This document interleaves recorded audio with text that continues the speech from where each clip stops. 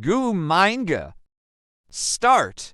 Jeyuk Grill the meat marinated in the secret sauce. Let it sit until the bottom is slightly burnt. Hold on. Hold on. This is how you make it taste like barbecue. Add the vegetables.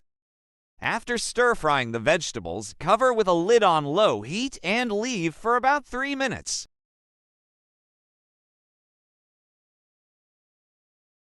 Add the minced garlic. The garlic added at the end will give it a special flavor.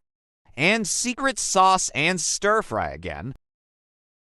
Place the stir-fried meat on top of the rice and top with a sunny-side-up egg.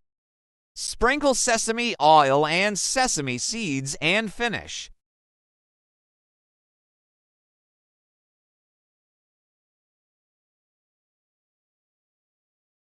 Gu Mainga.